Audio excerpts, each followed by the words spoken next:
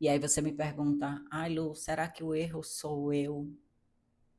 Fica aqui que hoje eu vou te responder. Eu sou Luciana Scavuzzi, sou mentora emocional sistêmica, cuido exclusivamente de mulheres e hoje a gente vai falar sobre um assunto que a maioria das minhas clientes chegam falando. Ai, Lu, será que eu tô errada? Será que o erro é meu? Vou contar a você a história de uma delas. Ela chegou para mim. Ela tem uma filha de 9 anos de idade e ela tem muita preocupação com o tempo de tela da filha. Porque ela é uma mulher muito estudada, ela é uma profissional que está no mercado há muito tempo, ela ouve histórias, ela procura saber, ela é estudiosa, ela é uma mãe dedicada. E ela sabe o quanto é importante que ela tenha controle sobre o que a filha está assistindo, sobre o tempo que a filha passa na tela. Então, isso para ela é uma questão muito importante.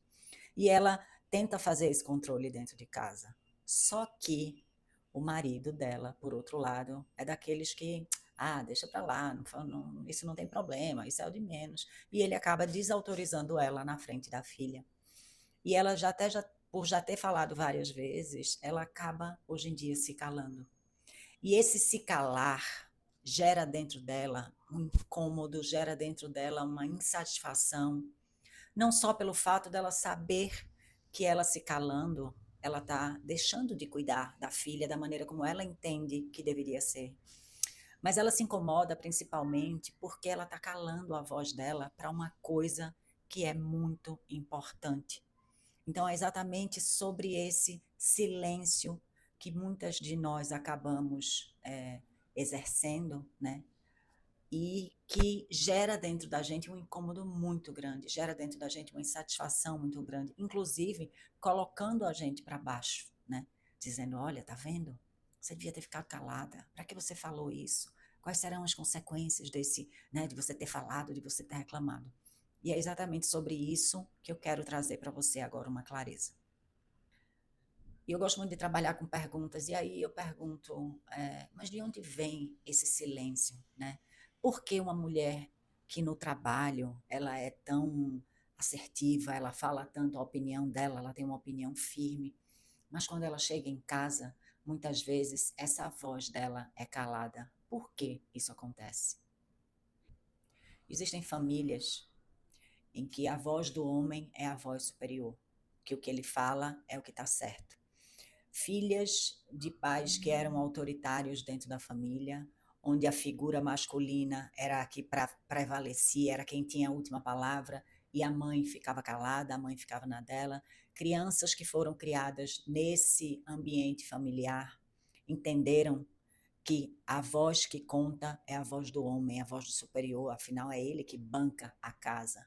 Então elas aprenderam lá quando elas eram crianças que se o homem fala mais alto, a última palavra é a dele. Existem aquelas famílias onde você, quando era criança, você até questionava algumas coisas, você queria ter opinião, mas só que dentro da tua casa, toda vez que você ia emitir uma opinião ou discordar de alguma coisa que estava sendo colocada, em vez de te explicarem o porquê estavam querendo que você agisse daquela maneira ou fizesse tal coisa, simplesmente colocavam você de castigo, sem explicação nenhuma. Então você guardou dentro de você que a tua voz ela não tem importância, que toda vez que você tentava colocar a tua opinião, o que você pensava, o que você sentia, você era castigada, você era calada, você era excluída. Uma outra situação é um pai que depois de brigas e brigas dentro de casa, esse pai simplesmente vai embora e não volta nunca mais. E essa criança, ela ancorou dentro dela que a briga ou a discordância, ou você não concordar com a opinião do outro, vai fazer com que você seja abandonada do mesmo jeito que o seu pai abandonou a sua casa, que o seu pai abandonou a sua família. Então, eu colocar a minha opinião, eu colocar a minha voz, eu discordar, pode fazer com que eu seja abandonada. E aí você simplesmente cala.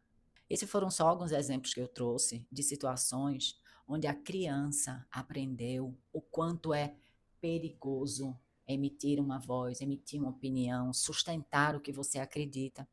E o que acontece é que você apesar de ser adulta, apesar de você, por exemplo, geralmente isso acontece em 2 âmbitos diferentes. Ou em casa eu sou muito assertiva, eu sei o que falar, eu sei o que atitudes tomar e eu me imponho mais. E no trabalho, geralmente, eu baixo mais minha cabeça, eu me diminuo, eu não imponho as minhas vontades, eu tenho insegurança.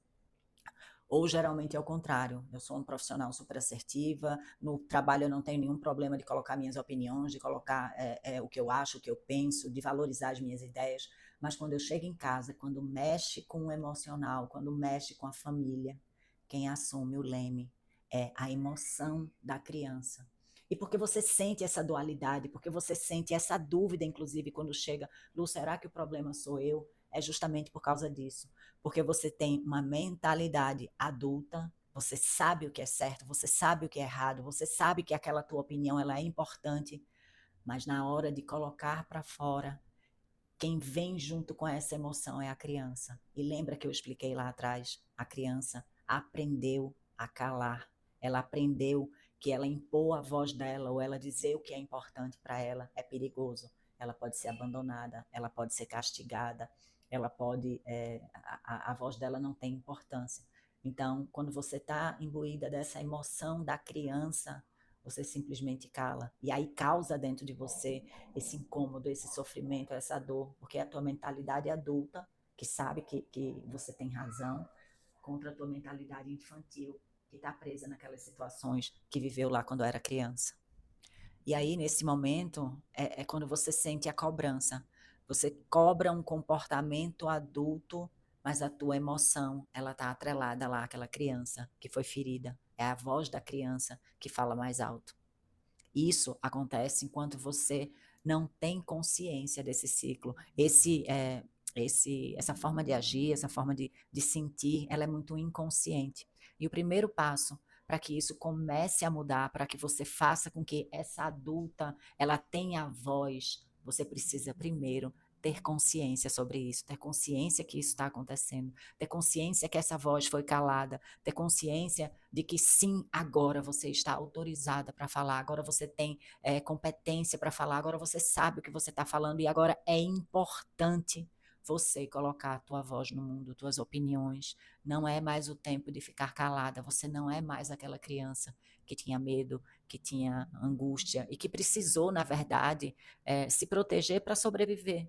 Mas agora você já tem outros recursos, você já tem outras vivências, né? Você já viveu muita coisa, você já sabe como lidar com certas coisas. Então é a hora de você primeiro ter consciência de que quando você faz isso, você está na voz da criança, você trazer a adulta à tona e aí sim, você começar a agir, a falar, a fazer de forma diferente. Por exemplo, eu vou dar um exemplo meu. Quando eu era adolescente, eu tinha uns 16 anos de idade, eu fiz vestibular, né? Estava começando a ia entrar na faculdade, eu não tinha muita ideia do que eu queria, mas eu sempre fui muito expansiva, eu gosto das pessoas, né? Então eu me lembro que naquela época eu prestei vestibular, na época que eu estudei, eu tenho 54 anos, naquela época a gente fazia vestibular para uma coisa específica. Então eu fiz para direito numa faculdade, porque meu pai era advogado, a família toda tinha muitos advogados, mas eu não gostava daquilo, mas de qualquer maneira eu fiz, por lealdade a meu pai. Eu fiz relações públicas, que era o que eu mais queria fazer, porque eu estaria realmente ali em contato com as pessoas, né? E era o que mais se aproximava do que talvez eu gostasse de fazer. E a outra opção que eu coloquei foi a administração, porque a minha melhor amiga, os pais dela tinham comércio, ela ia fazer administração, eu digo, vou fazer também. E eu passei nos 3 vestibulares. Eu podia ter ido para qualquer um dos 3. E eu quis. Eu disse, então eu vou para relações públicas, já que eu passei em todos, e o que eu mais quero fazer, o que mais parece comigo é relações públicas. Aí o meu pai fez, não, você não vai fazer. Porque a faculdade de relações públicas eu tinha passado para o turno da noite. E ele disse, eu não vou permitir que você estude à noite. E eu simplesmente calei. Eu não disse que eu queria, que era o que eu mais queria fazer, que era importante para mim. Eu simplesmente, como meu pai era a voz mais importante dentro da casa, era ele que ditava as regras e a gente se calava, eu simplesmente me calei. Essa foi uma das minhas histórias, eu tenho muitas histórias, onde eu aprendi que a minha voz não era importante, onde eu aprendi que eu falar a minha verdade era perigoso. Vou dar outro exemplo. Quando eu era criança, eu devia ter uns 6, 7 anos de idade. Eu estava pintando com meus irmãos, com minha mãe, e eu me lembro lá em casa a gente não podia falar palavrão, era terminantemente proibido. E eu pintei alguma coisa assim, eu errei o desenho, eu fiz assim, merda. Aí minha mãe disse, não fale isso, eu vou botar pimenta na sua boca. Aí eu, ai meu Deus, aí continuei a pintar e instintivamente errei de novo e disse, merda. Aí minha mãe disse, se você fizer isso, mais uma vez eu vou colocar pimenta na sua boca. E eu lá pintando, e eu disse de novo, merda. E não era desafiando, pelo menos eu não me lembro, né? Era porque eu tinha realmente errado. E na casa da minha mãe tinha um pé de pimenta malagueta, ela foi lá, pegou a pimenta malagueta e passou na minha boca. Presta atenção, uma criança de 6, 7, eu não me lembro exatamente a idade. E fui duramente castigada porque eu estava expressando a minha insatisfação. Não estava bom para mim aquela situação, foi um erro. Então eu queria colocar aquilo para fora e eu fui duramente castigada porque eu expressei a minha opinião, o que eu estava sentindo. Então percebe que aquela criança ali, ela passou 50 anos calando a sua voz, 50 anos achando que a sua opinião não era importante, 50 anos achando que deveria se calar, porque a voz do outro é mais alta, porque a voz do outro é mais importante. E só depois que eu comecei a estudar, a entrar nas terapias, a me permitir, a dizer, chega, eu não quero mais calar a minha voz, porque eu não consigo falar, eu sou mulher tão inteligente, eu tenho tanta desenvoltura, né? Eu gosto tanto de conversar com as pessoas, porque tem hora que me trava. Então eu comecei a olhar para aquilo ali e todas aquelas explicações vieram à tona. E quando vieram à tona, quando eu tomei consciência daquilo, eu comecei a fazer processos, porque aí a gente precisa de processos estruturados para que você quebre aquela crença, para que você construa uma nova crença dentro de você, uma nova crença potencializadora, que você sabe que precisa dela agora para viver. Porque, por exemplo, eu cuido de mulheres, eu preciso falar a minha verdade, eu tenho que colocar aquilo para fora, eu quero colocar aquilo para fora. Então, eu estou contando essa história para que você perceba que existe sim formas de você identificar o que é que está te travando, por que está te travando e vir para a tua consciência adulta, sabe? Vir para a tua voz adulta, enxergar a força que você tem, enxergar que você hoje sim você pode falar o que você acha que deve falar, a tua verdade é importante, o que você pensa é importante.